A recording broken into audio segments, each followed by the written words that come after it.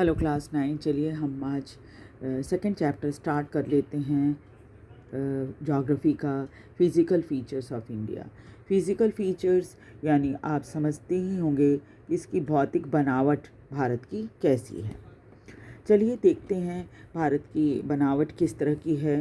You have already learned earlier that India is a vast country with varied land form. ये तो आप पहले भी पढ़ते आए हैं कि भारत जो है एक बहुत बड़ा देश है और इसकी यहाँ अलग अलग तरह की लैंड फॉर्म यानी बनावट, ज़मीन की बनावट देखी जाती है। What kind of terrain do you live इन? आप किस तरह के टेरेन में रहते हो, यानी आप किस तरह की भौतिक अवस्था वाली जगह पे रहते हो, मतलब ज़मीन की बनावट वहाँ की कैसी है। If you live in the plains, अगर आप मैदानी इलाकों पे रहते हो, you are familiar with the vast stretches of plain land. आपको पता ही होगा वहाँ पर बहुत ही लंबी चौड़ी समतल ज़मीन होती है। इन कॉन्ट्रास्ट, इसकी ठीक विपरीत, if you live in a hilly region, अगर आप पहाड़ी इलाकों में रहते हैं, the rugged terrain with the mountains and valley are common feature, यानी बहुत ही उबड़ खाबड़ ज़मीन होगी पहाड़ी इलाकों में और साथ ही घाटियाँ भी होगी। ये बहुत कॉमन फीचर है पहाड़ी इलाकों का। In fact, our country has physically all major physical feature in earth. हमारा देश जो है सही माने में कहिए तो हर तरह की फिजिकल फीचर जितनी धरती पर पाई जाती है लगभग सारे ही भारत में हैं। जैसे पहाड़ हैं, प्लेन्स हैं, डेजर्ट यानी रेगिस्तान है, प्लेटू यानी पठार है और आइलैंड यानी कि जो जहाँ पर ज़मीन चारों तरफ पानी से घिरी होती है। इन land of India, the land of India displays great physical variation. Bharat की ज़मीन में बहुत तरह की भौतिक वैरायटी देखने को मिलती है। Geologically the peninsular प्लेटू constitute one of the ancient land mass on India surface. Peninsular plateau जो है वो भारत का सबसे पुराना लैंड मास माना जाता है अर्थ सरफेस। ये जो हिस्सा आप देख रहे हैं जिसको डेक्कन प्लेटू कहा गया है, इसे पेनिनसुलर प्लेटू भी कहा जाता है। ठीक है, तो ये पेनिनसुलर प्लेटू है और ये कहते हैं कि ये इलाका जो है बहुत ही पुराना है ना, बहुत ही पुराने समय की बनावट इसकी है। It was suppose to be one of the most stable land blocks, और इसे सबसे स्टेबल लैंड ब्लॉक भी माना जाता है पेनिनसुलर प्लेटू जो है वो। The Himalaya and the northern plain are the most recent landform. Himalaya और नॉर्दर्न प्लेन जो हैं बहुत हाल में ही बने हैं। From the viewpoint of geology, Himalayan mountain form are unstable. और जियोलॉजी के पॉइंट ऑफ व्यू से अगर देखा जाए तो हिमालयन माउंटेन जो है सबसे अनस्टेबल है। The whole mountain system of Himalaya represent a very youthful topography with high peaks, a deep valley and the fast flowing rivers. सारा का सारा जो माउंटेन सिस्टम है हिमालय का वो बहुत ही एक यूथफुल, बिल्कुल नया बना हुआ, यूथ कहते हैं जिसकी उम्र कम हो, है ना। और टोपोग्राफी कहा जाता है उस किसी स्थान विशेष को जिसकी आकृति, वहाँ की नदियाँ, पहाड़, सड़क, इमारत आदि का जो विवरण होता है उसको टोपोग्राफी कहा जाता है। तो क्या विवरण है हिमालय का? हिमालय का विवरण है हाई पीक्स, ऊंची चोटियाँ हैं, डीप वैली, गहरी घाटियाँ हैं, एंड फास्ट फ्लोइंग रिवर, और यहाँ से बहने वाली नदियाँ बहुत तेज बहती हैं। The northern plains are formed of alluvial deposit. पूरा नॉर्दर्न प्लेन जो है एल्यूवियल मिट्टी से बना है। The peninsular plateau is composed of igneous and metamorphic rock with the gently rising hills and wide valley. और पेनिनसुलर प्लेटू जो है वो इग्नियस और मेटामॉर्फिक रॉक से बना है। इग्नियस आप जानते ही है ना, जो आग से उत्पन्न हुआ हो, है ना, उसको इग्नियस कहते हैं। ऐसे पत्थर जो जलकर जैसे कभी वहाँ पर ज्वालामुखी होगी, जिससे क्या होता है, जब उससे लावा निकलता है फिर क्या होता है, वो धीरे धीरे करके जम जाता है, पत्थर में तब्दील हो जाता है। इस तरह के पत्थर को इग्नियस रॉक्स कहा जाता है। और मेटामॉर्फिक रॉक जो कि समय, प्रेशर, हीट, इन सब के दबाव में आकर जो चेंज हो जाते हैं उनको मेटामॉर्फिक रॉक कहा जाता है।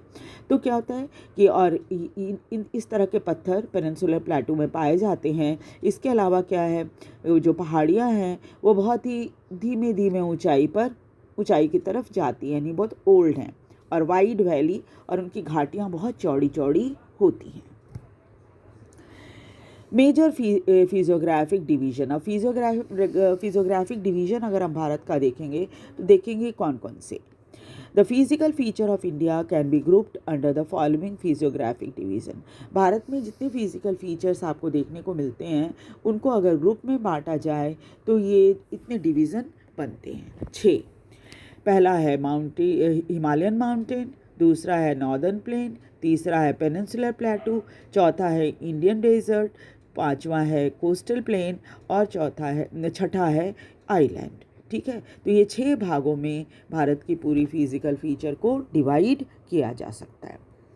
अब इसमें सबसे पहले आज हम हिमालयन माउंटेन पढ़ते हैं। The Himalayas, geologically young and structurally fold mountain, stretch over the northern border of India. Bharat के उत्तरी हिस्से में बना हुआ है ये हिमालय पर्वत, जो कि यंग है, यानी कि बहुत हाल में ही इसका निर्माण हुआ है, और ये पूरे नॉर्दर्न बॉर्डर को घेरता है। These mountain ranges run in a west to east direction from Indus to Brahmaputra. और ये जो पूरा माउंटेन है ये वेस्ट से ईस्ट की तरफ, यानी पश्चिम से पूर्व की तरफ जाता है, यानी इंडस नदी जो है वहाँ से लेकर ब्रह्मपुत्र तक। ये देखिए, ये हिमालय की बनावट है, यहाँ से लेकर पश्चिम से लेकर पूर्व तक ब्रह्मपुत्र नदी तक। ठीक है, यहाँ से लेकर यहाँ तक है, ये पूरी इसकी हिमालय की बनावट है, पश्चिम से लेकर पूर्व तक। ठीक है, आप इसको फुल पेज वाले जो मैप है उसमें भी देख सकते हो। पूरा यहाँ से लेकर ये जो है पश्चिमी हिस्सा, यहाँ से लेकर पूरा का पूरा ये माउंटेन यहाँ तक है। ठीक है, The Himalayas represent the loftiest and one of the most rugged mountain terrain barriers of the world. Himalaya जो है वो सबसे ऊंचा और सबसे मतलब रगड, बहुत ही रफ है ना, इस तरह का माउंटेन बैरियर है दुनिया का। दे फॉर्म एन आर्क, ये आर्क की तरह है, यानी कि जो ऐसे गोल थोड़ा मुड़ा हुआ, which cover a distance of about 2400 kilometre, और ये करीब 2400 किलोमीटर लंबे जगह को घेरता है। Their width varies from 400 kilometres in Kashmir to 150 kilometres in Arunachal Pradesh. तो यहाँ से यहाँ तक की जो लंबाई है ये 2400 किलोमीटर है, और चौड़ाई कहीं पर 400 है, कहीं पर थोड़ा कम है, 200 के करीब है, और अरुणाचल प्रदेश में तो करीब 150 किलोमीटर ही है उसकी चौड़ाई। The altitudinal variation are greater in eastern half than those in the western half. Altitudinal यानी जो ऊंचाई है वो ज़्यादा है ईस्टर्न हाफ में बनिस्बत के वेस्टर्न का। एल्टीट्यूडनल वेरिएशन यानी ऊंचाई कहीं कम कहीं ज़्यादा है वेस्ट की तुलना में। The Himalayan consists of 3 parallel ranges in its longitudinal extent. अगर longitudinal extent में आप देखिए तो इसके 3 parallel ranges होते हैं। ये देखिए, आपको लाइन खींची हुई दिख रही होगी, तो ये क्या है, 1 2, इनको पूरा आप मान लीजिए, 1, ये 2 और ये तीसरा, 3 पैरेलल रेंजेस मानिए। इसमें भी आप देख सकते हैं, इसमें ज़्यादा बेटर तरीके से बना है। ये देखिए 3 आपको दिख रहा है, एक तो ये है, इसको आप पूरा एक मान लीजिए, ये 1 है, दूसरा और ये तीसरा, 3 पैरेलल रेंजेस इसकी हैं हिमालय की। ठीक है, लॉन्गिट्यूडनल एक्सटेंट में। The a number of valley lie between these ranges, और इन ranges के बीच में बहुत सारी घाटियाँ हैं. The northernmost range is known as the Great और Inner Himalaya. सबसे उत्तर की तरफ जो है उसको Great या Inner Himalaya या हिमाद्री कहा जाता है. And it is the most continuous range consisting of the loftiest peak with an average height of 6,000 meters. It contains all prominent Himalayan peaks. और जो सबसे नॉर्दर्न हिस्से में है उसको ग्रेट और या इनर हिमालय कहा जाता है या हिमाद्री भी कहा जाता है. ये सबसे कंटिन्यूअस रेंज है जिसमें सबसे ऊंची जो पहाड़ की चोटियां हैं वो आपको मिलेंगी, जिसकी हाइट करीब 6,000 मीटर है. और इसमें करीब सभी प्रोमिनेंट हिमालयन पीक्स आपको मिल जाएंगे. अब आपको दिख ही रहा होगा कि यहाँ पर लिखा हुआ है ग्रेट हिमालयन पीक्स. यहाँ पर सभी जितनी ऊंची चोटियाँ हैं वो सब यहीं पर हैं. यहाँ पर एक लिस्ट भी बनी हुई है कौन कौन सी चोटी कौन से देश को में है. भारत और नेपाल में ज़्यादातर ये ऊंची चोटियाँ हैं. The fold of the great Himalaya are asymmetrical in nature. जो फोल्ड है ग्रेटर हिमालय का वो एसिमेट्रिकल है. तो एसिमेट्रिकल का क्या मतलब है? क्योंकि विषम है ना. The core of this part of Himalaya is composed of granite. और ज़्यादातर जो हिमालय का एक कोर वाला हिस्सा है वो ग्रेनाइट का बना हुआ है. It is perennially snowbound. इस पर हमेशा बर्फ़ जमी रहती है. पेरेनियल जो कि जिसमें कहते हैं कि 12 महीने बर्फ़ जमा रहना. The number of glacier descend from this range. और यहाँ से कई ग्लेशियर भी निकली हैं. The range lying to the south of the Himadri form the most rugged mountain system and is known as Himachal और lesser Himalaya. थोड़ा और नीचे आने पर आपको हिमाचल या फिर लेसर हिमालय दिखेगा. The range are mainly composed of highly compressed and altered rock. यहाँ पर बहुत सारे compressed और altered rock दिखेंगे. The altitude vary from 3,700 to 4,500 metre. ऊंचाई जो है वो करीब 3,700 से लेकर 4,500 मीटर तक की है. The average width of the width is 50 kilometre. और चौड़ाई जो है वो करीब 50 किलोमीटर की है. While the Pir Panjal range form the longest and the most important range. उसके बाद पीर पंजाल रेंज आता है जो कि सबसे लंबा और सबसे इम्पॉर्टेंट रेंज है. The Dhauladhar and the Mahabharat range are also prominent one. इसके अलावा यहाँ पर जो धौलाधार और महाभारत रेंज है ये भी बहुत ही प्रोमिनेंट हैं. This range consist of the famous valley of Kashmir. इसी रेंज में कश्मीर की घाटी आती है, कांगड़ा की घाटी आती है और कुल्लू की घाटी आती है. ये क्या है? ये हिमाचल प्रदेश में है. This region is well known for all hill station. और ये पूरा एरिया जो है वो अपने हिल स्टेशंस के लिए भी बहुत फेमस है. The outer most range of Himalaya is called Shivalik. और सबसे बाहर वाला जो इलाका है उसको शिवालिक कहा जाता है. They extend over a width of 10 to 15 kilometre and have an altitude varying between 900 to 1100 metres. अब आप इस शिवालिक रेंज को देख लीजिए. इसकी कह रहे हैं कि 15 से 20 किलोमीटर की चौड़ाई है इनकी. और साथ ही साथ क्या है कि ऊंचाई जो है वो करीब देखिए कितना बता रहे हैं कि ये करीब 900 से 1100 मीटर ऊंचाई है इनकी. These ranges are composed of unconsolidated sediment brought down by the river from the main Himalayan range located farther north. जो और दूर नॉर्थ के इलाके में जो पहाड़ हैं वहाँ से जो नदियाँ निकलती हैं उसी की मदद से ये उनके सेडिमेंट की मदद से ये बना है. सेडिमेंट आप समझते ही होंगे, नदियों द्वारा बहाकर लाई गई मिट्टी से. These valleys are covered with thick gravel and alluvium. ये बहुत ही मोटी परत मिट्टी की यहाँ पर एल्यूवियम और ग्रेवल की पाई जाती है।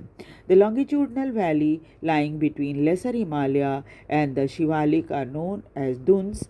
और जो लॉन्गिट्यूडनल वैली है जो कि लेसर हिमालय और शिवालिक के बीच में है उसको दुन्स कहा जाता है। और यहाँ पर कई ऐसे शहर हैं जिसके नाम के साथ दुन लगा हुआ है, जैसे देहरादून, कोटली दुन, पाटली दुन, है ना, ये सब के सब are some of the well-known dunes. Beside the longitudinal division, the Himalaya have been divided on the basis of region from west to east. longitudinal division में अगर हम देखें तो ये हिमालय को पश्चिम से पूर्व की तरफ बांटा गया है। These division have been demarcated by river valley, और इनको बांटा कैसे गया है? रिवर वैली की मदद से, नदी घाटियों की मदद से। For example, the part of Himalaya lying between Indus and Satluj have been traditionally known as Punjab Himalaya. जैसे आप देखिए, इंडस और सतलज नदी के बीच का जो हिस्सा है उसको पंजाब हिमालय कहा जाता है। But it is also known regionally as Kashmir and Himalaya from west to east respectively. लेकिन फिर इसको बोलचाल में सब जो है रीजन के तौर पर अगर देखें तो इनको कश्मीर और हिमाचल कहा जाता है। Himalaya west to east respectively, Himalaya का पश्चिम से पूर्वी की तरफ का हिस्सा। The part of the Himalayas lying between Sutlej and Kali river is known as Kumaon Himalaya. जो हिमालय का वो हिस्सा जो सतलुज और काली नदी के बीच में है उसको कुमाऊं हिमालय कहा जाता है। The Kali and the Teesta river demarcate the Nepal Himalayas. Kali और तीस्ता रिवर के बीच में जो हिस्सा है उसको नेपाल हिमालय कहा जाता है। And the part lying between Teesta and Dihang river is known as Assam Himalaya. और तीस्ता और दिहांग नदियों के बीच का जो हिस्सा है वह आसाम हिमालय कहलाता है। These are the regional names also in these broad categories. इनका ये रीजनल नाम भी है। Find out some of the regional name of the Himalaya. आप चाहे तो हिमालय का कुछ रीजनल नेम भी आप पता लगा सकते हो। जैसे आप देखते हो कि नेपाल में इसको सागर माथा कहा जाता है, आपको पता है ना, माउंट एवरेस्ट को, तो वो उसका रीजनल नेम है। ठीक है, वैसे हम उसको माउंट एवरेस्ट के नाम से जानते हैं। The Brahmaputra mark the eastern most boundary of Himalaya. Brahmaputra नदी जो है वो सबसे पूर्वी हिस्सा बनाती है, पूर्वी हिस्से में पड़ती है हिमालय के। ये एक बाउंड्री आप कह सकते हैं। Beyond the Dihang gorge the Himalaya bend sharply to the north and spread along the eastern boundary of India. फिर क्या होता है कि दिहांग गॉर्ज के बाद हिमालय अचानक बहुत तेज़ी से मुड़ जाती है दक्षिण की तरफ और फिर भारत की ईस्टर्न बाउंड्री को बनाती है। ये भी आप मैप में देख लीजिए कि क्या होता है, यहाँ से बिल्कुल बहुत ही तेज़ी से मुड़ जाती है और भारत का ये जो हिस्सा है इसकी बाउंड्री बनाती है। आपको पता है ना, इधर म्यांमार देश है तो ये पूरा जो है बॉर्डर बनाती है भारत का। ठीक है, ध्यान से देख लीजिए। यहाँ से क्या होता है, बहुत शार्प तरीके से हिमालय मुड़ जाती है और मुड़कर भारत का ईस्टर्न हिस्से का एक बाउंड्री बनाती है। They are known as Purvanchal or the eastern hills and mountain. यहाँ पर इसे पूर्वांचल भी कहा जाता है या फिर eastern hill and the mountain भी कहा जाता है। ईस्टर्न यानी जो पूर्वी हिस्से में हो। These hills running through the northeastern state are mostly composed of strong sandstone which are sedimentary rock। और ये जो पहाड़ियाँ हैं ज़्यादातर सैंडस्टोन की बनी हुई हैं जो कि सेडिमेंट्री रॉक हैं।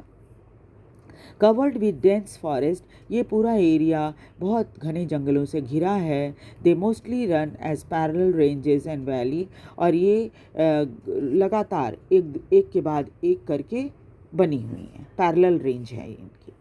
पैरेलल मतलब अगल बगल में साथ साथ चलना। The Purvanchal comprises the Patkai Hill, the Naga Hill and the Manipur Hill and Mizo Hill. ये सारे हिल्स जो हैं पैरेलल चल रहे हैं ना, पूर्वांचल, उसके पटकाई हिल, फिर नागा हिल और मणिपुर हिल और फिर मीज़ो हिल। मैप के इस हिस्से में तो सारा नहीं दिया, बट यहाँ पर कुछ हिल्स के नाम दिए हुए हैं जिसको आप देख सकते हैं, है ना। नागा हिल तो आपको बिल्कुल साफ दिख रहा होगा, ठीक है। यहीं पर सारे पैरेलल बिल्कुल एक के बाद एक ये तीनों जो चारों जो हिल की रेंज है वो एक दूसरे के पास पास है, ठीक है। इन सबको पूर्वांचल कहा गया है। तो आज हम बस इतना ही करेंगे, आगे नेक्स्ट क्लास में हम नॉर्दर्न प्लेन्स पढ़ेंगे, ठीक है। वीडियो को लाइक और सब्सक्राइब ज़रूर कर दीजिए, शेयर भी कीजिए ताकि दूसरे बच्चे भी इसे देख सकें। Thank you very much.